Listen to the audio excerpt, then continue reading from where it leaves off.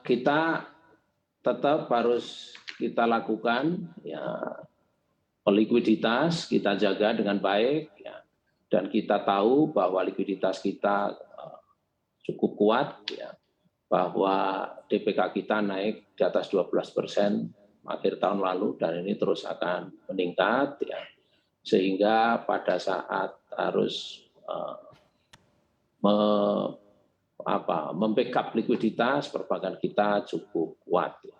Itu pertama. Yang kedua ya, nilai tukar kita tentunya ini Bank Indonesia saya rasa sudah berpengalaman hal ini, juga jaga dengan baik dengan berbagai kebijakan ya, bagaimana bisa melakukan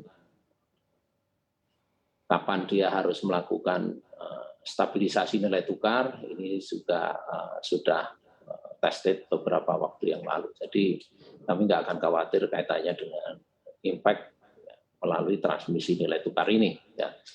Dan juga mengenai bisnis ya, kaitannya dengan bisnis ini dampaknya memang akan menengah panjang ya, kenaikan harga-harga ini otomatis juga akan mempengaruhi kepada ruang ya para pengusaha untuk tetap ya menjalankan investasinya ya. Namun demikian kami percaya bahwa ini transmisinya cukup lama sehingga nanti kita masih mempunyai waktu yang cukup luang untuk itu. Dan untuk kita harapkan ini kan spekulasi berapa lama kan juga masih terus berkembang ya. Mudah-mudahan aja tidak terlalu lama.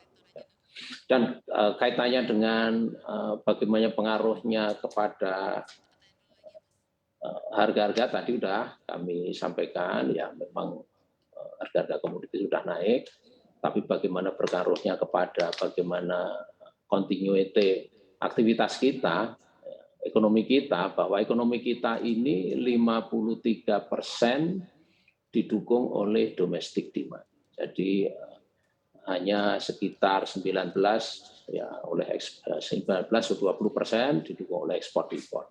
Jadi berkaitan dengan domestic demand kami rasa akan terus tetap berjalan, apalagi ini mobility sudah mulai bisa terbuka ya, sehingga nanti ini akan memberikan ruang yang cukup besar dalam konsumsi domestik kita. Mungkin itu yang dapat saya sampaikan, Ana. Baik, berikutnya bagaimana arah kebijakan OJK di masa pandemi ini, termasuk kebijakan restrukturisasi kredit dan juga pembiayaan di perbankan dan multifinance?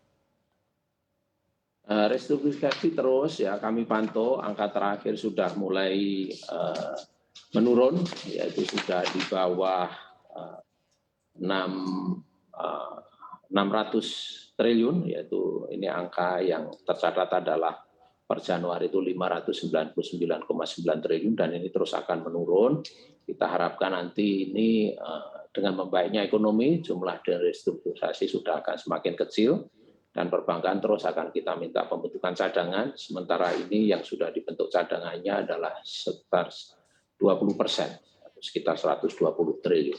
Jadi itu restrukturisasi terus akan kita pantau ya tentunya mudah-mudahan dengan membaiknya ekonomi ini akan sudah semakin sedikit ya.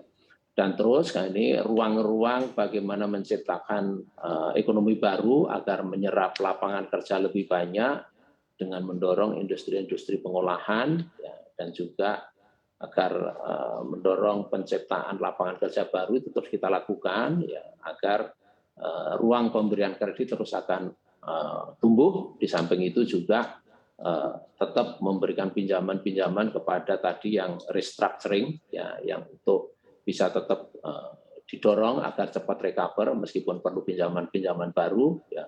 Dan ini bahkan kalau UMKM saya rasa ruangnya cukup besar untuk bisa tumbuh kembali. Ini yang diantaranya adalah industri yang sudah bisa kita dorong adalah industri pengolahan ya.